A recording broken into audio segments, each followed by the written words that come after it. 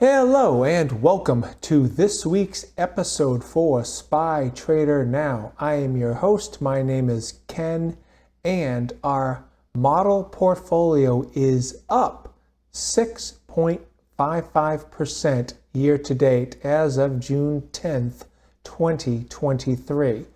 Our model portfolio is currently invested 86% in shares of the S&P 500. We buy the ETF fund symbol SPY, and we have a couple of options. We're doing 2 covered calls as well, so we have about 3% involved with that of the portfolio funds involved in the option, and 11% in cash. Here's the pie breakdown of where we are currently invested. Our goal here at SPY Trader Now is to beat the returns of the buy and hold investor. And currently the buy and hold investor is up 12.27%. We are only up 6.55%. So I absolutely recognize that we are trailing behind by a 6% margin, and we want to definitely correct that. And our goal is to do that before the end of this calendar year. Here are some past results for SPY Trader Now. In 2022, 21% return compared to a negative 19% return for the S&P buy and hold investor. And here are the returns for 2021 and 2020. If you want to see how I do this, go ahead and hit that subscribe button, ring that bell to be notified, and help me promote this video by smashing that like button down for me. Thank you. Here at SPY Trader Now, we buy, sell, and trade the S&P 500, but we do this with investment capital, not trading capital. So even though we do trade the S&P 500, it's a very conservative approach, the way that I use the model portfolio. As a matter of fact, this year I'm too conservative, and as a result, we are lagging behind the buy and hold investor. So with investment grade capital is the capital you can use. So here's a 1-year chart of the S&P 500 daily candlesticks, but we're going to go through the charts in much greater detail later on in this presentation. Here we're just trying to show you the trade that I placed on 6/5/23. We bought 200 shares of the S&P 500 for $428.57, and at that same time we placed 2 covered calls with a June 16th expiration 417 strike price. We got paid a premium of $12.88, which is approximately a 10% annualized return on investment. But our goal with this trade is not to capture a 10% annualized return on an investment. My goal with this trade is for the S&P 500 to have a 2 to 5% correction, which, by the way, is not uncommon in a bull market. And at that point in time, that $12.88 premium that we got paid for selling those covered calls, the value would go down dramatically. And because this was an in-the-money covered call. And if once that value dropped to a certain level, and I'll show you that in the next couple of screens, then we would buy to close it and then hold our shares, pocketing a chunk of that money. Last week, the S&P 500 gained 0.46% for the week. Here is the trade alert that I sent out on June 5th, 2023 to buy 200 shares of the S&P 500 at $428.57. That's what I paid. And when I sent out the alert at 6:55 a.m. Pacific Standard Time, approximately that was the trading price during that time frame. And I also said in that trade alert to go ahead and sell to open 2 in-the-money covered calls with the 6/16 expiration, 417 strike, and we got paid a premium of $12.88 to place that covered call trade, which is only about a 10% annualized return on investment. Our goal is for this to drop down in price, and that's why I sent out this trade alert to be placed on Monday, which is a good till cancel order, which is buy to close the 2 covered calls when we hit a limit order of $1.32, which would be fantastic because then we would still hold on to our 200 shares, pocketing a good amount of this premium that we collected on the 5th. If you want to receive my trade alerts, you can go ahead and head over to spytradernow.com and sign up. Here is our equity curve for our model portfolio for SpyTrader Now. Here is the equity curve for the S&P 500 buy and hold investor. And here are the 2 equity curves combined on the same chart so that we can compare ourselves against the S&P 500. The buy and hold investor is in pink and our portfolio is in blue. And our goal is to beat the returns of the buy and hold investor. So we want to get above this line here before the end of this calendar year. Here's the Fed Chair Jerome Powell, and the last interest rate hike was done on May 3rd, 2023, 25 basis points, bringing the federal funds rate to 5.25%. The next Fed announcement will be on June 14th, and we want to see if the Fed chair is going to give us a 25 basis point rate hike. Right now, I think it's a 50-50 chance it can go either way. Now we're looking at things from the presidential election cycle theory.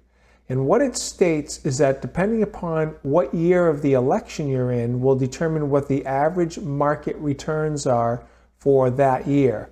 Currently, President Biden is in the 3rd year of his term, and the market has an average of 16.3% positive in the 3rd year. And ironically, that is the best year for stock market investors.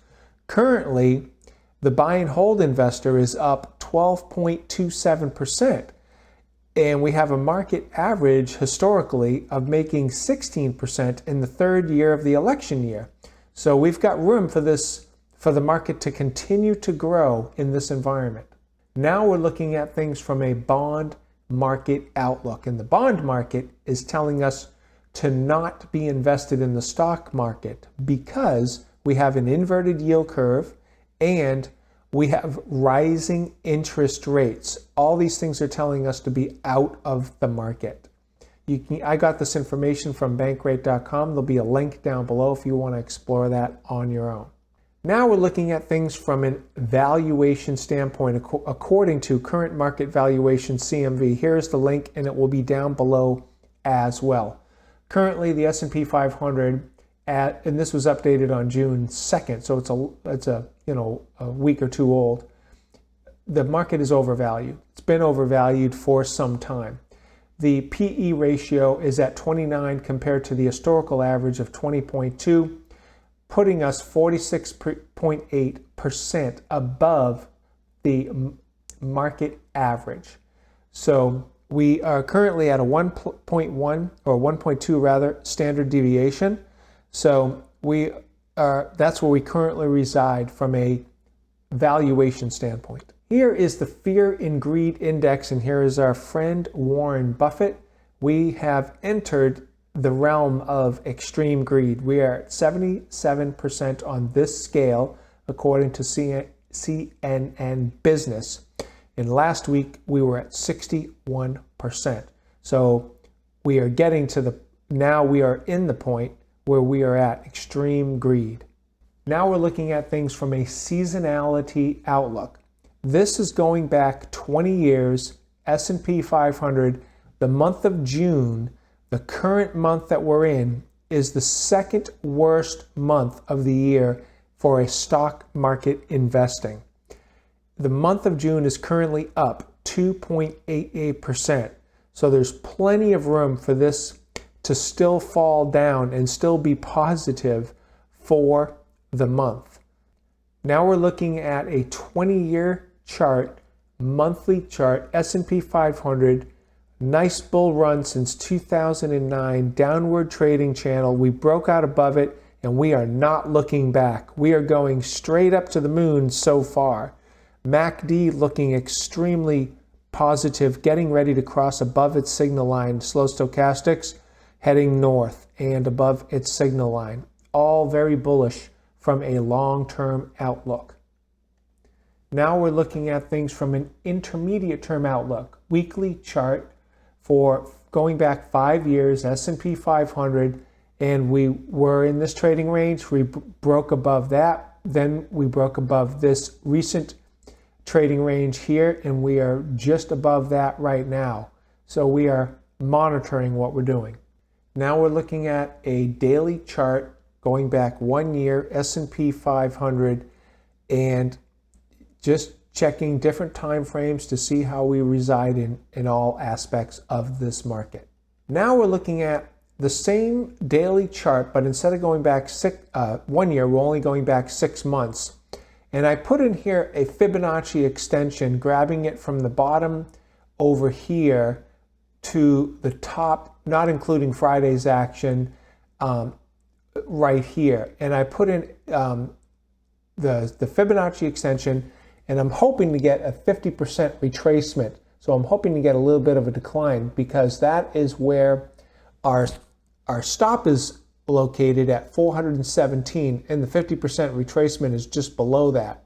So we're hoping to do that. If we get a little bit of a pullback in the next week, hopefully we can close out that option, and then the market will continue on from there. That's what we're hoping the market will do, and we're in a position to profit off of that. If indeed the market does do that, we'll profit handsomely.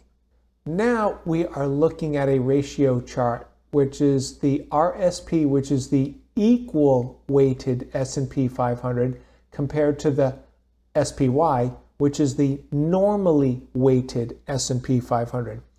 In bull markets, which is this green line here and also this blue line, the green line is RSP, the blue line is SPY.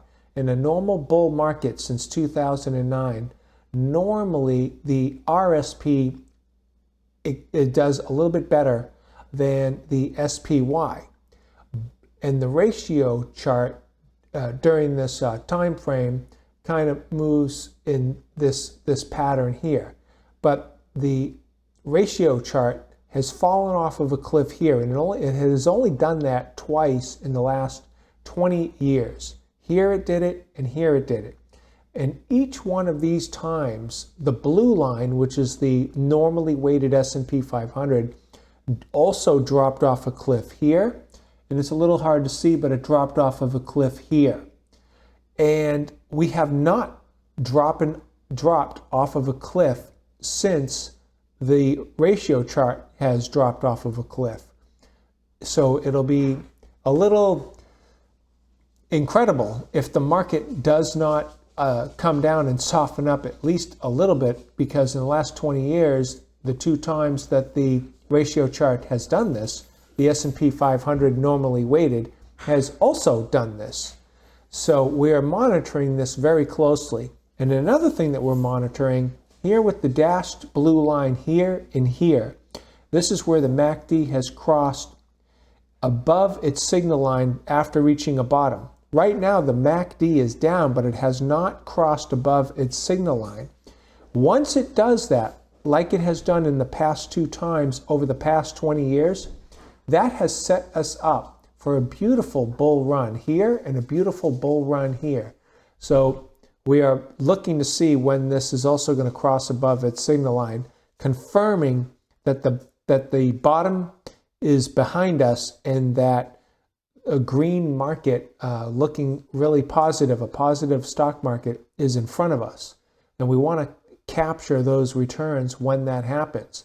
But I'm a little nervous because the S&P 500 has not dropped off of a cliff like it has the past 2 times. So we're closely monitoring this to see if this market is going to roll over on us. Now we're looking at the VIX, which is the volatility index or the fear index. We were in this low range, trading between 20 and 16. Now the VIX has dropped below 16, and it is in this really low channel. It is it is just rock bottom here at 13.83. Of course, when the VIX goes up, the S&P 500 travels down. The black line here is the S&P 500. And you can see that when the VIX was traveling north from here to here, the S&P 500 was traveling south. So we want to watch this, and when the VIX begins to jump up because it's at rock bottom, the S&P 500 is going to come down, which I'm hoping for a 3% decline so I can take advantage of that with my current position. Now we're looking at the TD Ameritrade's Think or Swim chart of the S&P 500, and here we have standard deviations, +2, +1, -1, -2. We have just broken out above the +1 standard deviation on the 1-year chart, so we haven't spent a lot of time in this space. We have to go back to August, to August of 2022 to see some time in this area. Now we're looking at the same chart, but instead of going back 1 year, it's only going back 3 months. This is a bullish chart. You can see how we are clearly traveling north. The standard deviation lines are headed north when you look at from the left-hand side of the chart to the right-hand side of the chart. And about 65 to 67% of trading takes place between the +1 and -1. And we are currently just above the midway point heading towards the +1 standard deviation. So we're totally bullish right here. I've got myself, this is that trade that I told you guys about, which is that automatic sell for the option. And I also have a trade alert down here. If we were to drop below 417.03, I'll be alerted on my cell phone. So that's what these indicators are for. I just gave you a ton of information in this video. Now comes the critical thinking. What are we going to do with that information? Well, as of June 10th, 2023, the market summation, according to me, Spy Trader Now, the Fed will make an announcement on Wednesday, June 14th. This will shake up the market. So the market, which was pretty passive last week, should have more volatility in this coming week. We are already in a position and hoping for a 3% pullback at this extreme greed level in the market. Depending on what the market does during the week will determine our next steps. So we have our plays already in place. We are just going to simply watch the market and see what it does. So that is our game plan for right now. I hope you got some valuable information out of this video. If you have not done so already, go ahead and hit that subscribe button, ring that bell to be notified, smash that like button down, and I wish you good trading.